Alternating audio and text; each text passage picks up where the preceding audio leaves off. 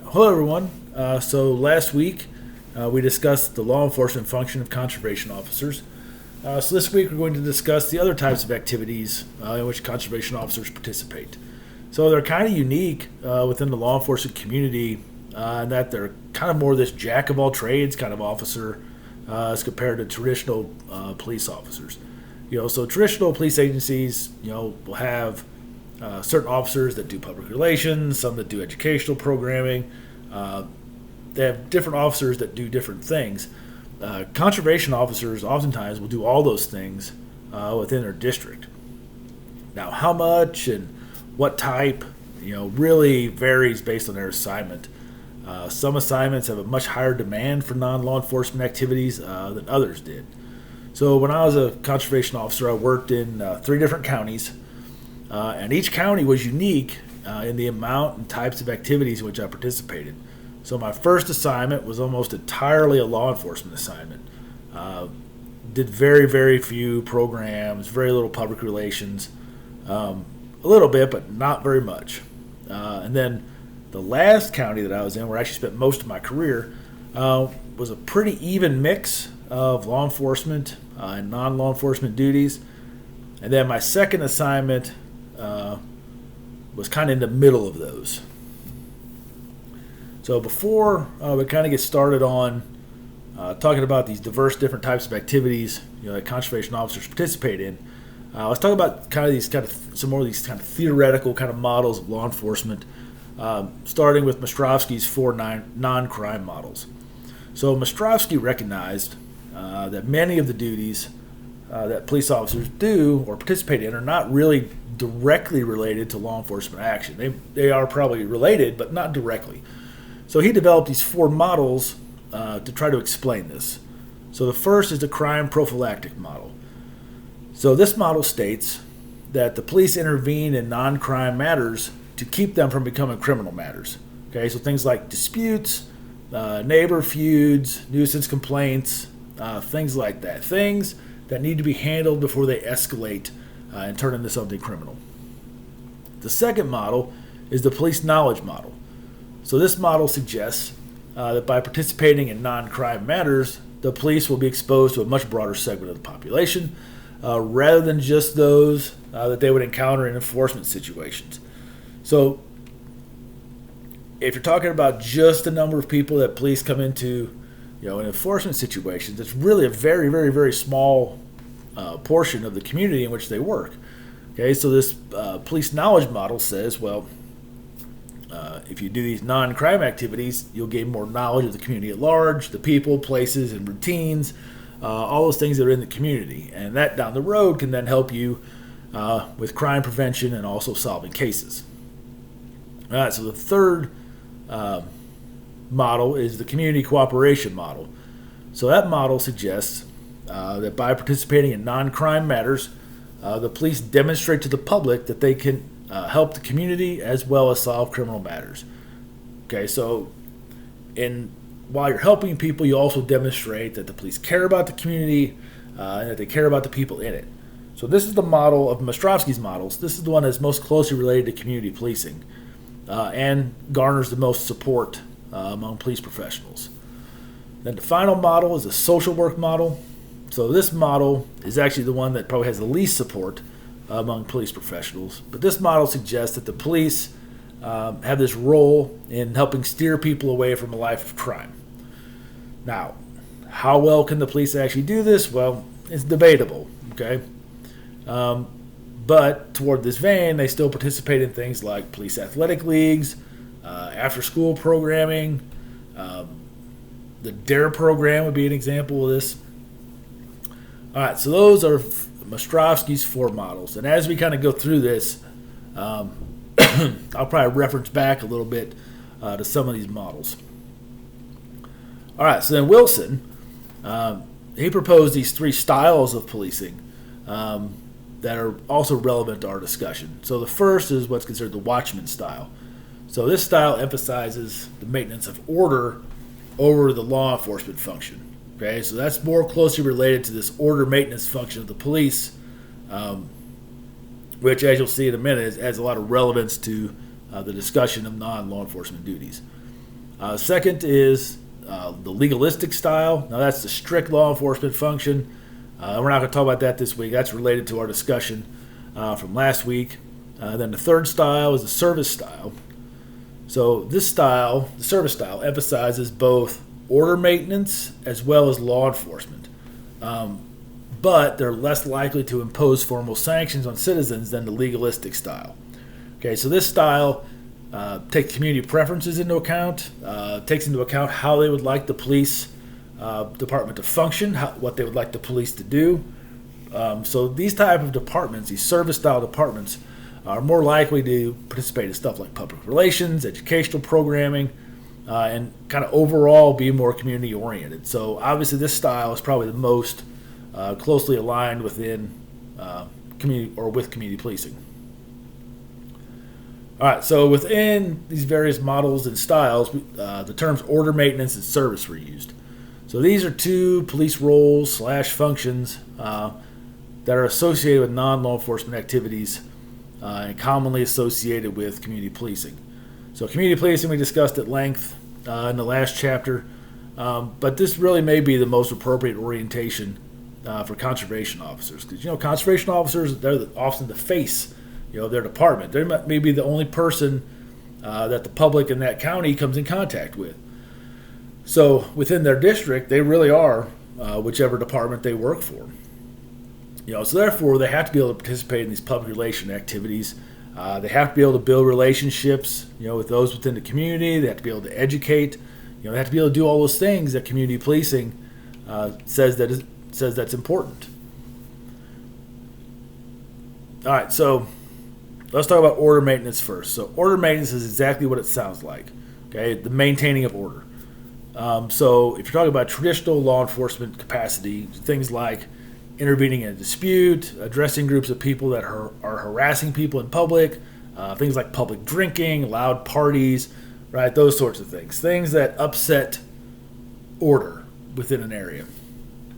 Okay, so conservation officers participate in order maintenance just like traditional police officers do. But obviously because of the context within which they work, the types of order maintenance things that they do may vary some from traditional police officers. Now that doesn't mean they don't get involved in disputes, because they certainly do.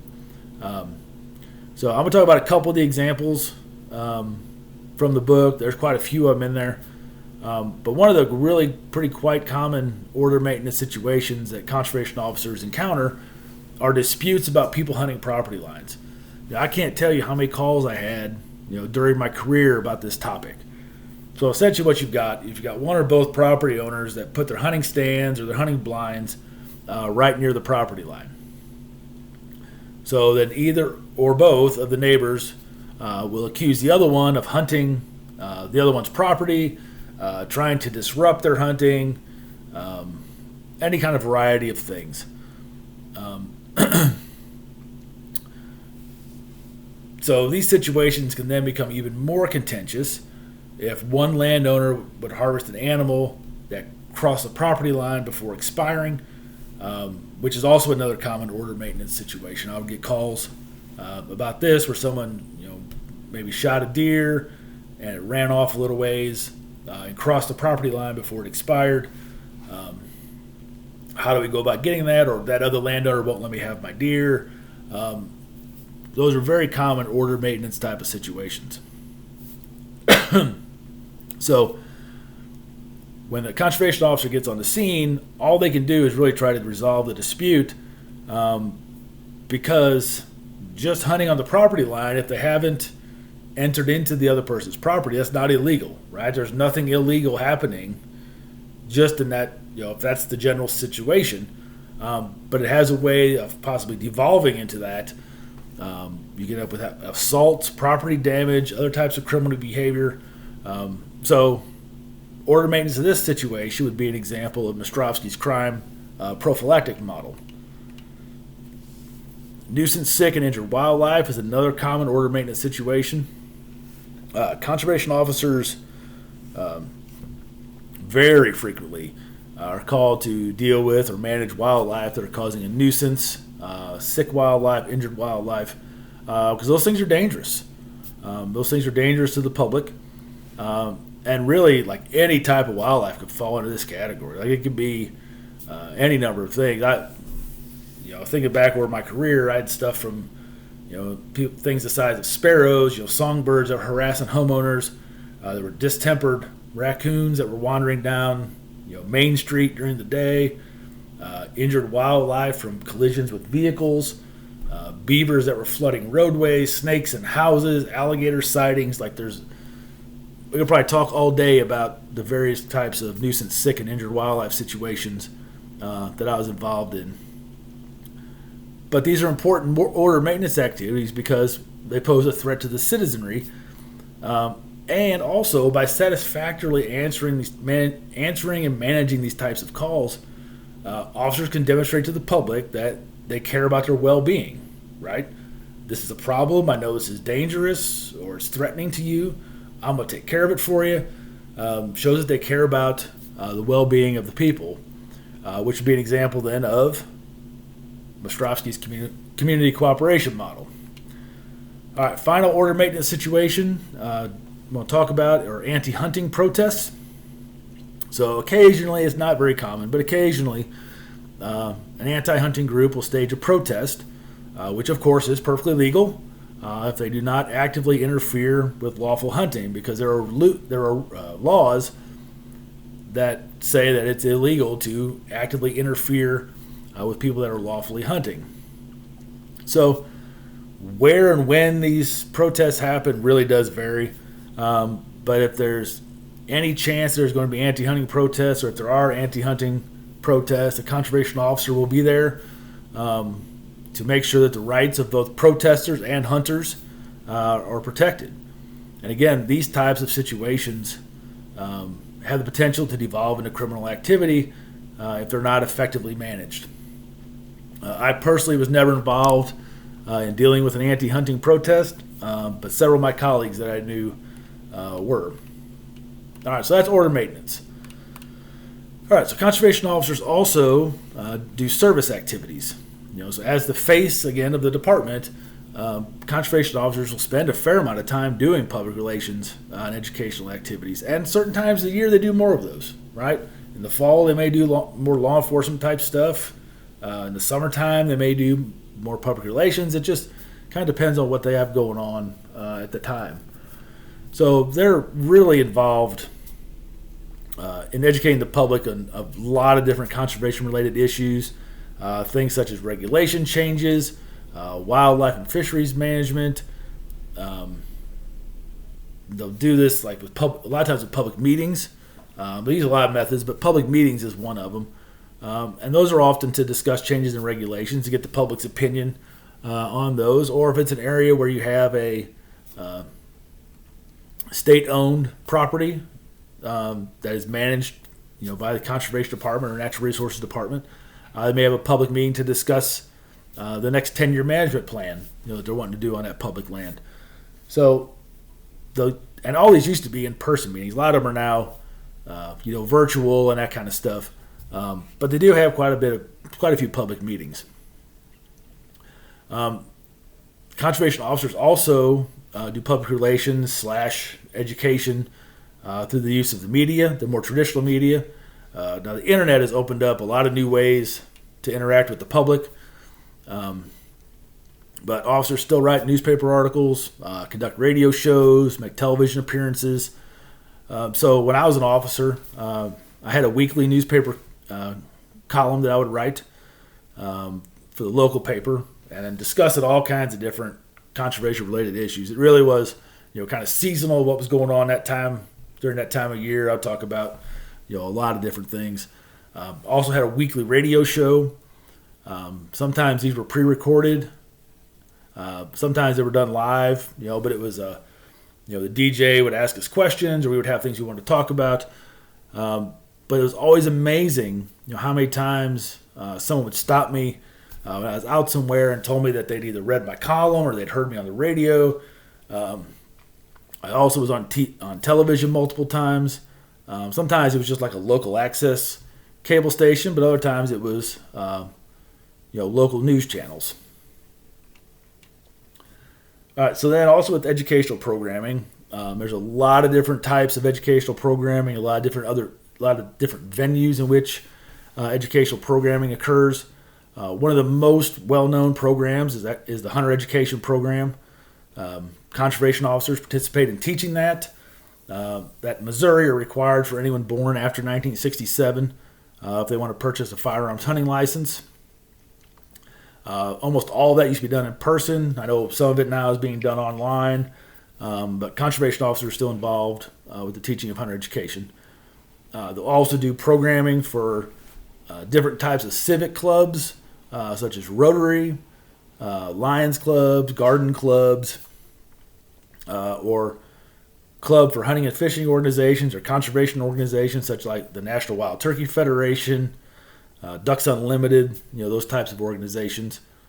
They also do programming in the schools, and this could happen two different ways. So sometimes the officer will actually come into the school and conduct the program, but other times they may just collaborate with the teachers at the school to create a conservation-related curriculum, that the teacher can then use in the classroom without the conservation officer being there.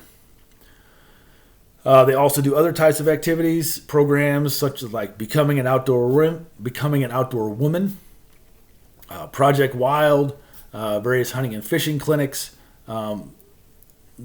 Really, it's it's really unlimited in the types of different educational activities that they can do. My son was at a scout camp the other day, and there were conservation officers there that had a thing set up, for one of the activities. Like it could be just about anything.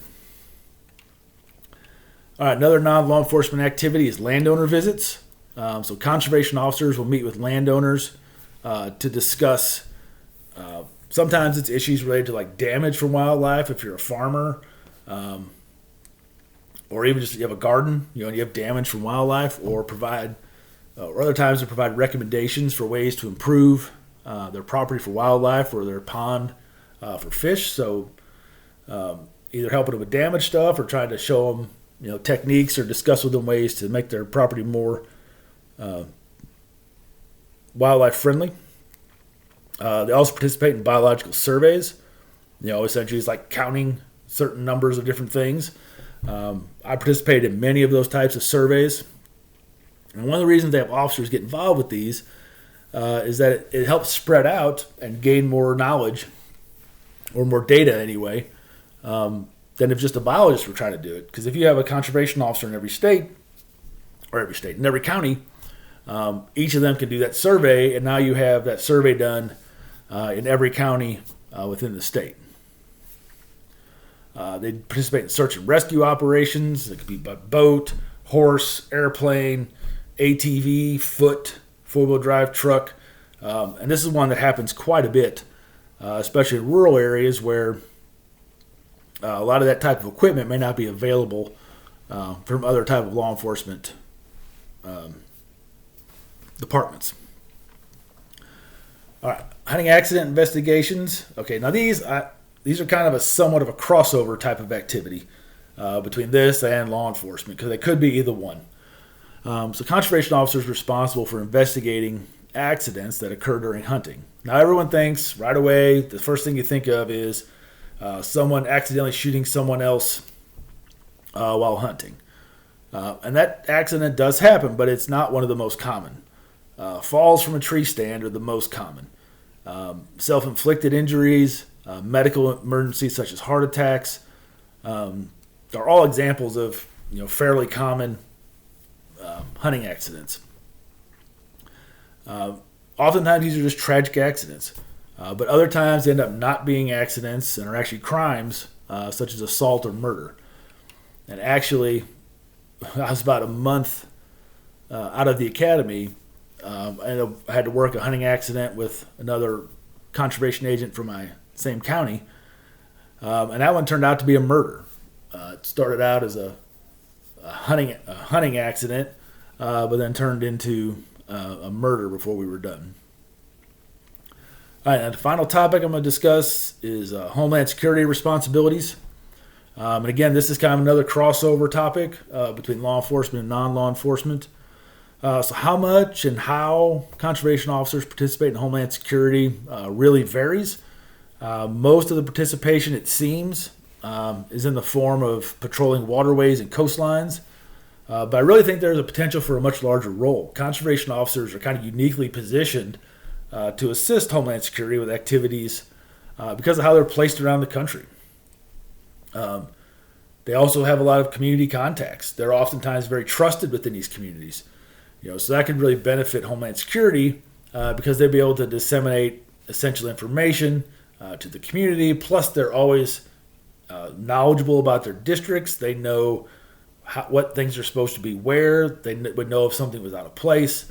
They're kind of uniquely positioned to discover potential biological threats. Like there's all these kind of advantages if Homeland Security want to bring conservation officers more into the fold and maybe participate in more Homeland Security type of activities. All right, I'm going to stop here for this week. Please let me know if you have questions, and please be sure to do your assignments for this week.